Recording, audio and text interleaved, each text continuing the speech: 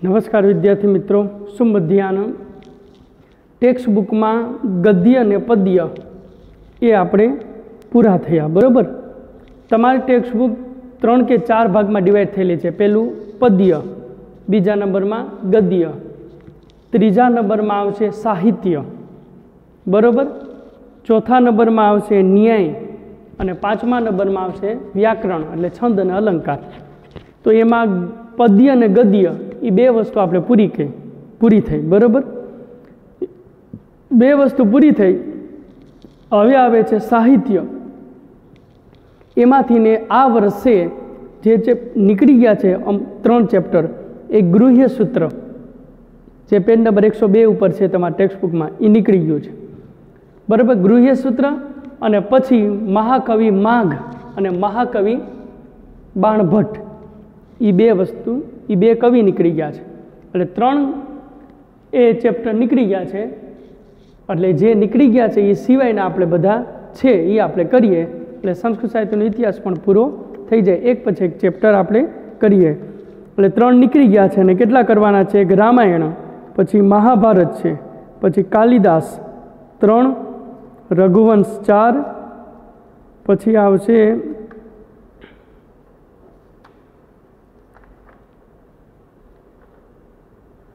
हर्षचरित्र ने कादंबरी एटले 5, 6, शूद्रक 7 बराबर। एटले पहला वेला रामायणनो परिचय बराबर। तो ये रामायण टेक्स्ट बुक ओपन करो अने एमां 102 उपर एनी अंदर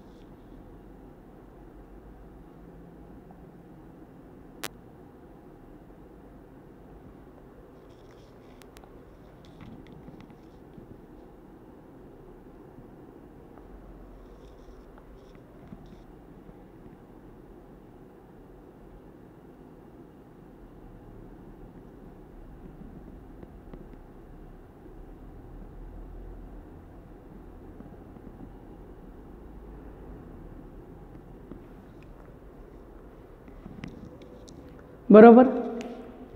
हवे पहला वेला तो रामायण, तो ए आपणे जोईए।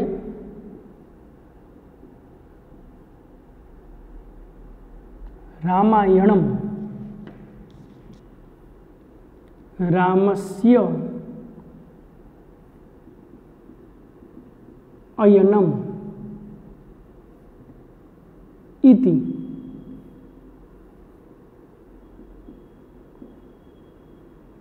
रामायणम।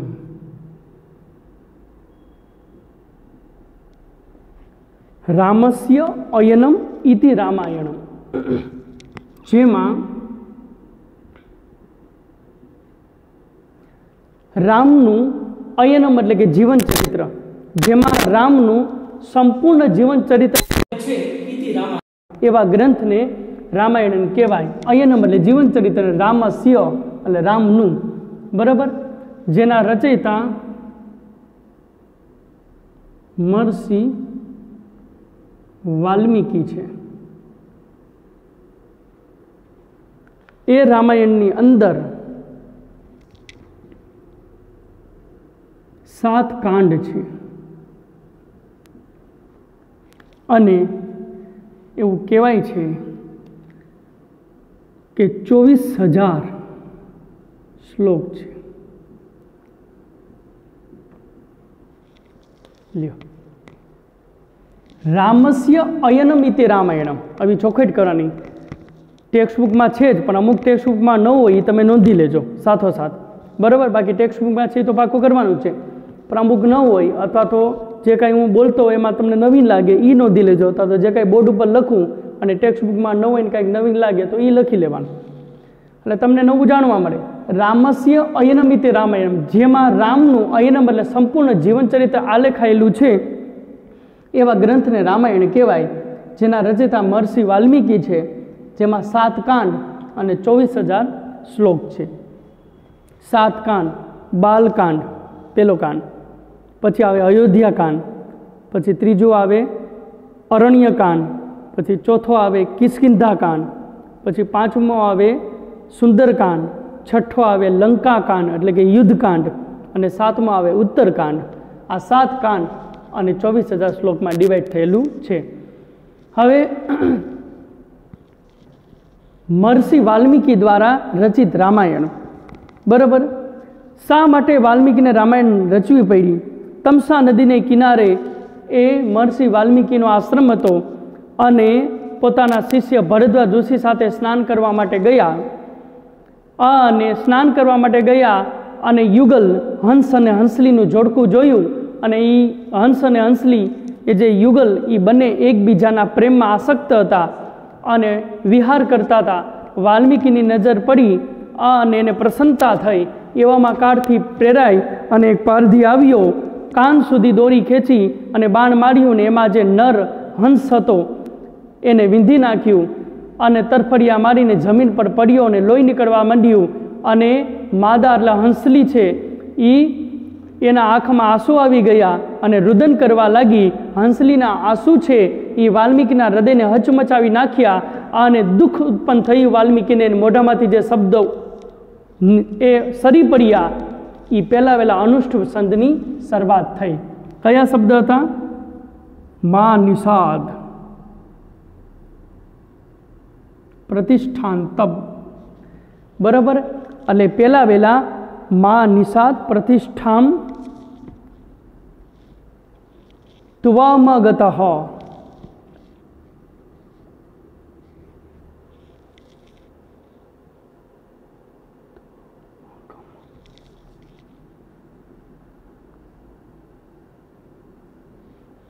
त्वमगम शाश्वती समाहा.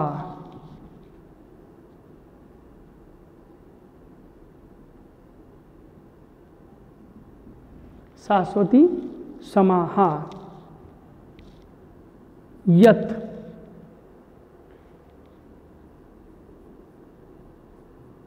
क्रोंच, यत क्रोंच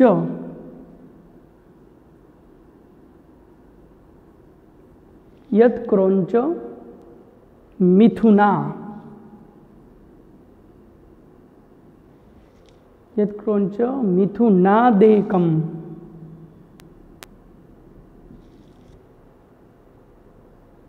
मिथुनादेकम मवधि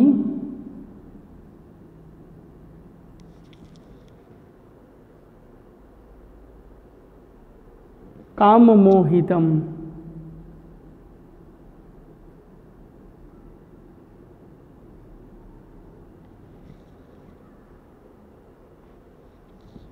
લ્યો હવે મિત્રો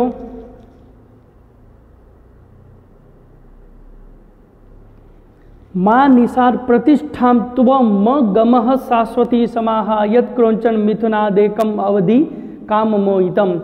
એટલે પારધીએ બાણ માર્યું અને હંસલીના આંસુ છે એ વાલ્મીકીના હૃદયને હચમચાવી નાખ્યા અને મોઢામાંથી તે શબ્દો સરી પડ્યા. પારધીને સાપ આપ્યો અને કુદરતી શબ્દો કેમ ગોઠવાયેલા હોય 32 અક્ષર થઈ ગયા, એના 4 ભાગમાં ડિવાઈડ કર્યા, 4 પાદ બની ગયા, એટલે અને 8 અક્ષરનું એક ચરણ બની ગયું, એટલે 8 ચોક 32 અને અનુષ્ઠુપ છંદની રચના થઈ ગઈ.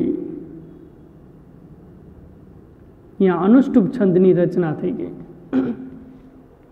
શું કે છે?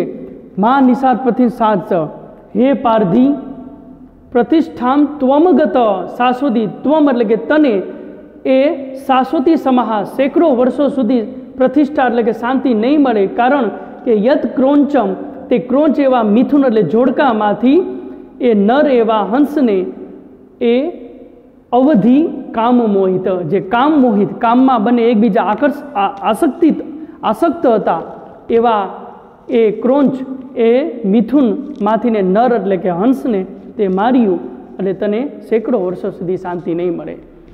વાલ્મીકીને આશ્રમે આવ્યા અને પછી સંધ્યા વંદના કરી ભોજન કર્યું અને રાત્રે સૂતા હતા તો એને સવારની ઘટના યાદ આવી અને એને જે શબ્દ બોલ્યા એનું સ્મરણ કર્યું અને શબ્દનો અર્થ કર્યો અને વાલ્મીકીને અફસોસ થયો. ગુસ્સામાં મેં પારધીને કેવો શાપ આપી દીધો, દુઃખ થયું. અને બ્રહ્માજી પ્રગટ થયા કે વાલ્મીકી તમે શોક ન કરો, તમારો આ શ્લોક છે, મોઢામાંથી શરીર પરેલો જે શ્લોક છે એ ઉત્તમ કૃતિ એટલે રામાયણ, એનો પહેલો શ્લોક તરીકે સાબિત થાય અને તમે કોઈ એવા શ્રેષ્ઠ પુરુષનું જીવન ચરિત્ર લખો અને એમાં આ પહેલો શ્લોક ઉમેરી દો. તો એ શ્રેષ્ઠ પુરુષ કોણ છે? બ્રહ્માજી કે તમને નારદજી બતાવશે. અને નારદજી આવ્યા અને કીધું કે અહીંથી થોડેક દૂર એ સરયુ નદી છે અને એ સરયુ નદીને કિનારે મોટી એવી વિશાળ અયોધ્યા નગરી છે. એના રાજા રામ અત્યારે રાવણને મારી અને પાછા એ અયોધ્યામાં આવ્યા છે ને એનો રાજ્યાભિષેક થયો છે ને અત્યારે એ શાસન કરે છે. એ રામ છે, એ સાક્ષાત પરબ્રહ્મ પરમાત્મા છે. વાલ્મીકી તમે એનું જીવન ચરિત્ર લખો. અને વાલ્મીકી સવારમાં વહેલા ઉઠ્યા, સ્નાન કર્યું, સંધ્યા વંદના કરી, સરસ્વતી માતાજીની સ્તુતિ કરી અને વાલ્મીકીએ આંખ વીંચી અને જોયું કે જરાક જોઈ લો કે રામ કેવા છે, મારે એનું જીવન ચરિત્ર લખવાનું છે. આંખ વીંચી અને વાલ્મીકીએ જોયું તો શું દેખાણું? લોકાધિરામમ રણરંગધીરમ રાજીવનેત્રમ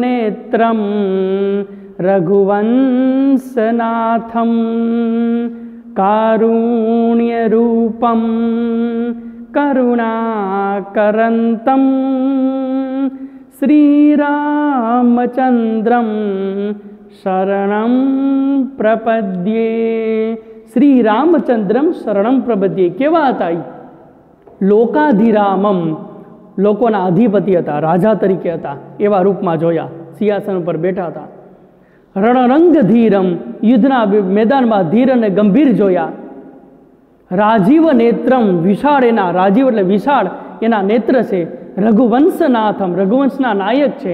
કારુણ્ય રૂપમ, પ્રાણી માત્ર પર કરુણા કરનારા છે, કરુણાના સાગર છે. કરુણાકરંતમ શ્રી રામચંદ્રમ શરણમ, એવા શ્રી રામને જોયા અને વાલ્મીકીનું મસ્તક નમી ગયું કે તમારા ચરણમાં કોટી કોટી નમસ્કાર. અને વાલ્મીકીએ રામાયણની શરૂઆત કર્યો. અને એ રામાયણ હવે કેવી છે એ પહેલો શ્લોક ટેક્સ્ટબુકમાં છે તમારે પેજ નંબર 102 ઉપર કે રામાયણ કેવી છે. જો અહીંયા બે અર્થ નીકળે, ડબલ અર્થ, આ શ્લેષ છે. સદૂષણા અપી નિર્દોષાહ, વિરોધ, આપણે વિરોધ લાગે ને કે સદૂષણા, દૂષણ એટલે કે દોષ અને સ એટલે કે સાથે. એ દોષવાળી હોવા છતાંય નિર્દોષ છે. ઊંધું લાગે કે નહીં? દોષવાળી હોય એ નિર્દોષ કેમ હોય?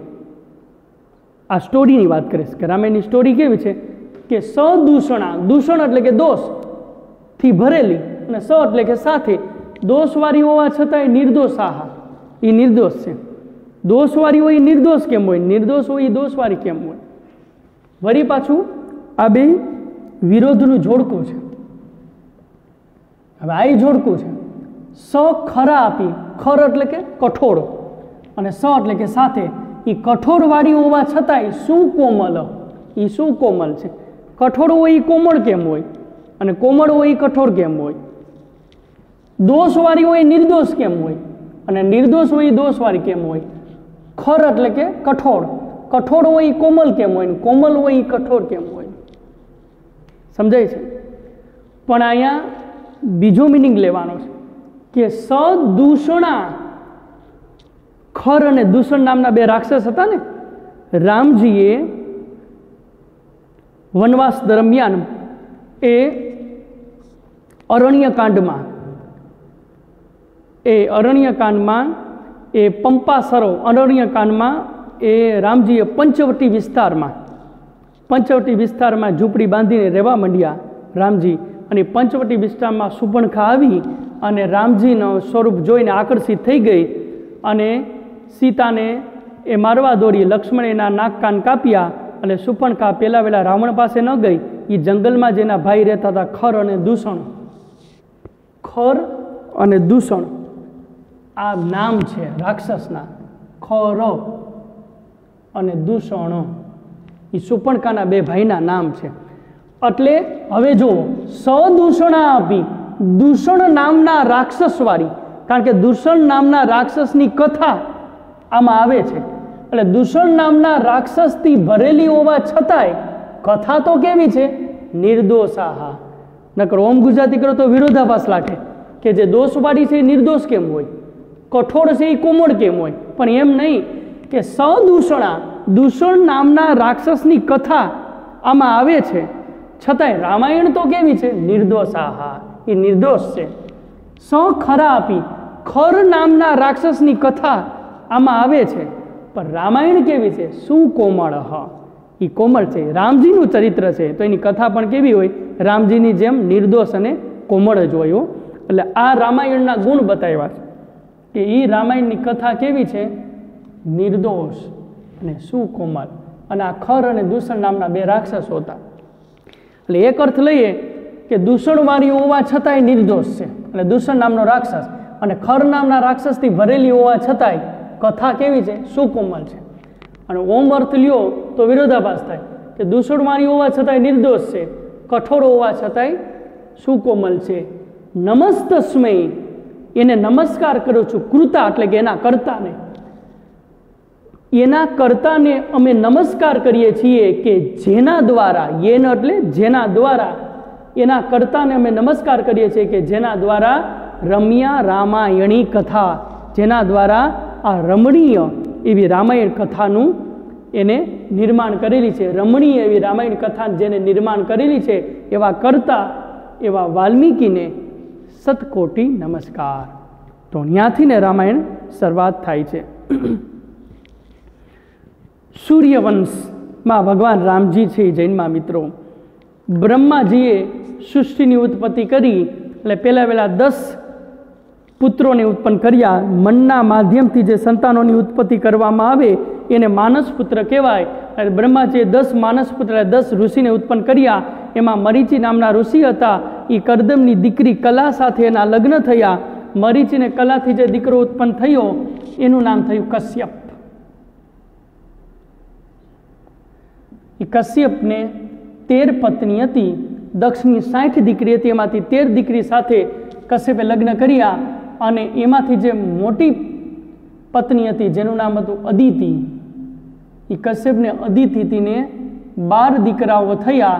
એમાં મોટા દીકરા નામ હતું વિવસ્વાન અને પાછળ તેનું નામ પડ્યું સૂર્ય, અને એને સંજ્ઞા સાથે લગ્ન કર્યા. ત્યાંથી સૂર્યવંશ આગળ ચાલ્યો અને ભગવાન રામજી સૂર્યવંશમાં જન્મ્યા.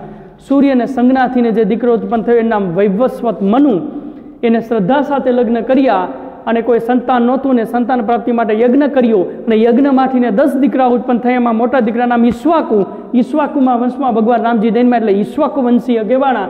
ઈશ્વાકુનો દીકરો હવીરધાન, અને એનો દીકરો થયો યુનાસ્વ, એનો દીકરો થયો માનધાતા, એનો દીકરો થયો અંબરીશ, એનો દીકરો થયો મુચકુંદ. આગળના વંશમાં જાતા એ ત્રિશંકુ નામનો એક રાજા થયો. એનો દીકરો થયો સત્યવ્રત, એનો દીકરો થયો હરિશ્ચંદ્ર, એને તારામતી સાથે લગ્ન કર્યા. અને એનો દીકરો થયો રોહિત, એનો દીકરો થયો બાહુક, એનો દીકરો થયો સગર, જેને ઝેર આપીને મારી દેવામાં આવ્યો તો છતાંય બચી ગયો એટલે નામ પડ્યું સગર. સગર એટલે કે ઝેર. અને સગરને 2 પત્ની હતી. એમાં પહેલી પત્નીથી 60,000 દીકરાઓ થયા અને બીજી પત્નીથી એક જ દીકરો થયો જેનું નામ હતું અસમંજસ. 60,000 દીકરાઓ કપિલ મુનિના શ્રાપથી બળીને ખાક થઈ ગયા અને એક દીકરો વધ્યો અસમંજસ. અને કપિલ મુનિની માફી માગી કે મારા ભાઈઓને સદગતિ આપો. કપિલ મુનિ કે ગંગા છે એ ઉપરથી નીચે આવે અને તમારા ભાઈઓના હાડકા પર ફરી વળે તો તમારા ભાઈઓને સદગતિ મળે, માટે ગંગાને બોલાવ. અને અસમંજસે ગંગાને બોલાવવા માટે તપ કર્યું. આખી જિંદગી તપ કર્યું પણ ગંગા ન આવી. એનો દીકરો અંશુમાને તપ કર્યું અને ગંગા ન આવી. એના દીકરા ભગીરથે તપ કર્યું અને ગંગા પ્રસન્ન થઈ ગઈ. અને ભગીરથ ગંગાને નીચે લઈ આવ્યા એટલે ગંગાનું નામ પડ્યું ભાગીરથી. અને આ બાજુ ભગીરથનો દીકરો થયો વજ્રનાથ, એનો દીકરો થયો આગળ જતા એ દિલીપ, એના વંશમાં એ દિલીપનો દીકરો થયો રઘુ, રઘુનો દીકરો થયો અજ, અને અજનો દીકરા થયા દશરથ, જેને 3 પત્ની હતી, કૌશલ્યા, સુમિત્રા અને કૈકેયી. અને દશરથ રાજા રાજગાદી પર આવ્યા, કોઈ સંતાન નહોતું, ઉંમર થવા લાગી અને સંતાન પ્રાપ્તિ માટે તેને પુત્ર કામિષ્ઠી યજ્ઞ કરાવ્યો વશિષ્ઠ ઋષિ પાસે. અને અગ્નિદેવ સાક્ષાત ખીરની પ્રસાદી લઈને યજ્ઞકુંડમાંથી બહાર આવ્યા અને એ ખીરના પડિયા છે એ 2 બનાવ્યા. એક ખીરનો પડિયો છે કૌશલ્યાને દીધો અને બીજો ખીરનો પડિયો છે એના અડધા ભાગ કર્યા, અડધો ભાગ સુમિત્રાને અને અડધો કૈકેયીને. કૈકેયી સૌથી નાના હતા અને લાડકા હતા. કૈકેયી કે કૌશલ્યાને આખો ભાગ અને અમને બેને અડધો કેમ? એટલે હઠ કરી કે હું પ્રસાદી નહીં લઉં, એમ કરીને પ્રસાદીનો અનાદર કર્યો ને મેલની પાર હતી એ પારે એ પ્રસાદીનો પડિયો મૂકી દીધો. એવામાં કૂદાકૂદ કરતો એક વાનર આવ્યો અને મોઢામાં પ્રસાદીનો પડો લીધો અને ઠેકડો મારી અને વહી ગયો. આ બાજુ અંજના છે, એને કુંવારા સંતાન થાય એવો શાપ હતો અને વિષ્ણુ ભગવાનની દીક્ષા લેતી હતી અને એ વાંદરો આવ્યો અને પડિયામાં ખીર હતી એની આ મૂકી. વિષ્ણુ ભગવાને કીધું કે આ ખીરની પ્રસાદી ચાખી જા, અને અંજના એ ખીરની પ્રસાદી ચાખી એટલે એને ચૈત્ર સુદ પૂનમના દિવસે હનુમાનજી થયા. અને આ બાજુ કૌશલ્યાએ થોડોક ભાગ દીધો અને પછી સુમિત્રાએ દીધો અને કૈકેયીએ ખાધો. કૌશલ્યાથી ચૈત્ર સુદ નોમ એટલે રામનવમીને દિવસે એક્ઝેક્ટ 12 o'clock એન્ડ આફ્ટરનૂન એટલે 12 વાગે ભગવાન રામ જન્મા. અને સુમિત્રાએ લક્ષ્મણ અને શત્રુઘ્નને જન્મ આપ્યો, કૈકેયીએ ભરતને જન્મ આપ્યો. 9મી તિથિ મધુમાસ પુનીતા શુક્લ પક્ષ અભિજીત મુહૂર્તા, તુલસીદાસ લખે તેની ચોપાઈમાં. 9મી તિથિ એ અભિમાસ પુનીતા, શુક્લ પક્ષ અભિજીત નક્ષત્ર હતું રામજીના જન્મ સમયે. અને 4 ભાઈઓ છે એ ધીરે ધીરે મોટા થવા લાગ્યા અને વશિષ્ઠ ઋષિના આશ્રમમાં ભણવા મોકલ્યા. ત્યાંથી બાલકાંડ છે એ ચાલુ થાય, ભણી ગણીને મોટા થયા ત્યાં અને અયોધ્યામાં આવ્યા અને ત્યાંથી બાલકાંડ પૂરો થયો અને અયોધ્યાકાંડ ચાલુ થયો. અને વિશ્વામિત્ર છે યજ્ઞ માટે રામને માગણી કરી આને લઈ આવ્યા, રાક્ષસોને માર્યા, નિર્વિઘ્ન યજ્ઞ પૂરો કર્યો. અને એ સમયે બરોબર એ મિથિલા નગરીથી એક દૂત આવ્યો કંકોત્રી લઈને કે જનકની દીકરી જાનકી સીતા એનો સ્વયંવર છે અને એમાં તમને આમંત્રણ આપેલું છે આશીર્વાદ આપવા માટે. વિશ્વામિત્રે રામ અને લક્ષ્મણને કીધું કે તમે પણ એ સ્વયંવરમાં ચાલો, સ્વયંવર કેને કહેવાય એવું તમને બતાવું. અને જનકપુરીમાં ગયા અને પુષ્પ વાટિકામાં ગુરુના પૂજન માટે થઈને પુષ્પ તોડવા માટે ગયા રામજી. એવે જ સમયે સ્વયંવર હોય ત્યારે આગલે દિવસે એ કન્યાને એ બગીચામાં એક જગદંબાનું મંદિર હતું એનું પૂજન કરવા જવાનું હોય. સીતા પોતાની બહેનો અને સહેલીઓ સાથે પૂજન કરવા આવ્યા અને જગદંબાનું પૂજન કર્યું અને પૂજન માટે ફૂલ તોડવા સીતાજી ગયા. રામ ગુરુની પૂજા માટે ફૂલ તોડવા માટે ગયા. બંને અરસપરસ મિલન થયું અને સીતાજી દોડતા ગયા અને જગદંબાની પ્રાર્થના કર્યો. તુલસીદાસજી લખે કે જય જય જય ગિરિરાજ કિશોરી, જય મહેશ મુખ ચંદ્ર ચકોરી. હે જગદંબા, મને તારા જેવો સંસાર દઈ દે અને રામ છે મને પતિ સ્વરૂપે પ્રાપ્ત થઈ જાય. આ બાજુ એ જે ધનુષ ઉઠાવે એ સીતાપતિ બને. એક પછી એક રાજા છે એ ધનુષ હલાવી ન શક્યા. જનક રાજા છે રુદન કરવા લાગ્યા કે આ ક્ષત્રિય વગરની ધરતી થઈ ગઈ છે, વીરતા વગરની ધરતી થઈ ગઈ છે. લક્ષ્મણજી ગુસ્સે થઈ ગયા અને પછી વિશ્વામિત્રે આજ્ઞા આપી, ઉઠોહુ રામ ભંજેહુ ભવ ચાપા, મીટહુ તાપ જનક પરિતાપા. રામ ઊભા થાવ અને ભંજેહુ ભવ ચાપા, ચાપા એટલે ધનુષને ભાંગી નાખો અને જનકનો પરિતાપ એટલે દુઃખ છે એ મિટાવી નાખો. અને રામજી ઊભા થયા. સીતાજીને બધાને ચિંતા કહી કે શું કોમળા બાળક આ ધનુષ્ય કેમ ઉપાડી શકશે. અને સીતાજી પ્રાર્થના કરવા લાગ્યા કે રામમાં શક્તિ દે. ગણપતિ બારને પ્રાર્થના કરવા લાગ્યા. વળી એને એમ થયું કે બાહુબલના દેવ તો હનુમાનજી છે. હનુમાનજીને પ્રાર્થના કરી, શંકરને પ્રાર્થના કરી. નાનકડું બાળક રમકડે રમતું હોય ને ક્યારે રમકડું ઉપાડે અને તોડી નાખીને ફેંકી દે એ ખબર ન પડે એમ ક્યારે ધનુષને હાથ લગાવ્યો, ક્યારે ઉપાડ્યું, ક્યારે દોરી ચડાવી અને કટકા કરી નાખ્યા રામે. બ્રહ્માંડને વીજળી ગાજે એવો અવાજ થયો અને બધા જોતા રહી ગયા. અને રામજી છે એ સીતાને લઈ ગયા હો પરણીને. આ બાજુ લક્ષ્મણ છે એ જનકની બીજી દીકરી સુમિત્રા હતી ઉર્મિલા હતી એના સાથે લગ્ન કરાવ્યા. અને જનકના ભાઈની બે દીકરી હતી માંડવીને સુતકીર્તિ, એટલે માંડવી છે એ ભરત સાથે લગ્ન કરાવ્યા અને સુતકીર્તિ છે એ શત્રુઘ્ન સાથે લગ્ન કરાવ્યા. વિચાર કરો, ધનુષ રામજીએ તોડ્યું અને લક્ષ્મણ ભરત ને શત્રુઘ્ન ત્રણેયનો મેળ થઈ ગયો. વિચાર કરો, એને રામ કહેવાયો, મોટા ભાઈ રહ્યા. અને ચારેય ભાઈઓ છે એ અયોધ્યામાં આવ્યા અને સુખના દિવસો વીતવા લાગ્યા. અને બુદ્ધિ મંથરાની બગડી, કૈકેયીની કાન ભભેડી કરી. દશરથ રાજાને વિચાર આવ્યો ક્યાં સુધી રાજ્ય ભોગવીશ, રામને રાજા બનાવી દઉં. એનો રાજ્યાભિષેકની વાત કરી.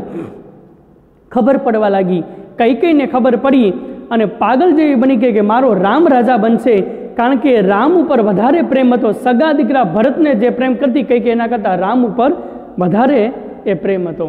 અને કૈકેયી ખુશી થવા લાગી. મંથરાએ કાન ભંભેરી કરી અને કૈકેયીની બુદ્ધિ બગડી. કોપ ભુવનમાં કૈકેયી ગયા. દશરથ રાજા પાસે બે વચન માગ્યા, રામને રાજગાદી અને ભરતને રાજગાદીને. રામને 14 વર્ષ વનવાસ, ત્યાંથી અયોધ્યા કાંડ પૂરો થયો અને અરણ્યકાંડ ચાલુ થયો.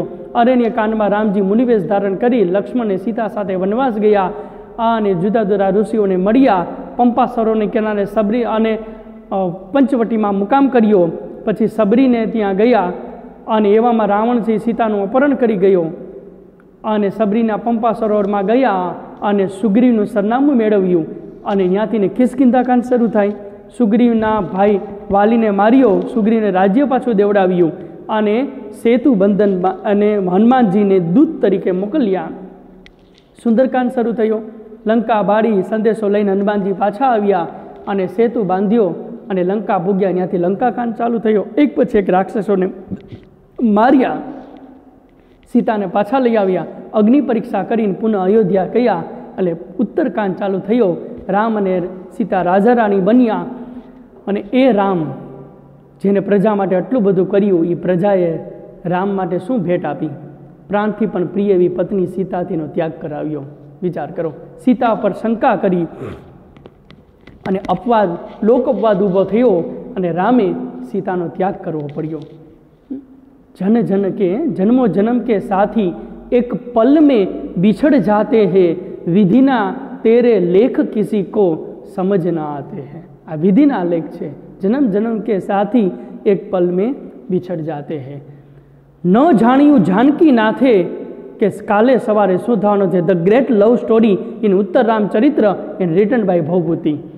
રામ અને સીતાના દર્દભેરના સંવાદો એમાં ઉત્તર રામચરિત્રમાં ઉમેરા છે. એના રચિતા છે ભવભૂતિ અને ત્યાંથી રામાયણ છે એ પૂરી થઈ. રામાયણ છે ને મિત્રો આદર્શ છે, એ આપણો આઈનો છે. અરીસા સામે જાઓ તો જે કંઈ પોઝિશનમાં ખામી હોય એ કહી દે કે નહીં, અરીસો શરમ રાખે કે ભાઈ એક બટન દેવાનું બાકી છે, વાળની લટ ઓરવાની બાકી છે. એમ રામાયણ એક અરીસો છે, એની સામે ઉભા રહ્યો, શું આપણામાં ખામી છે એ બતાવી દે છે, શું કરવાની જરૂર છે એ પણ બતાવી દે છે. રામ એક આદર્શ છે, મર્યાદા પુરુષોત્તમ એનું નામ આપેલું છે. ધરતી પર માણસ તરીકે આપણે જન્મા છે તો how to live in life, જીવનમાં કેવી રીતે જીવવું જોઈએ એ આપણે રામજી શીખડાવે છે. કોની સાથે કેવી રીતે વર્તન કરવું એ આપણે રામજી શીખડાવે છે. માટે રામાયણ છે એ ઉત્તમ સ્ટોરી છે. તો આ રામાયણ બરાબર, એને આપણે વંદન કરીએ રામજીને. અને ત્યાર પછી આવે છે મહાભારત. એને આપણે નેક્સ્ટ લેક્ચરમાં આપણે શરૂઆત કરશું.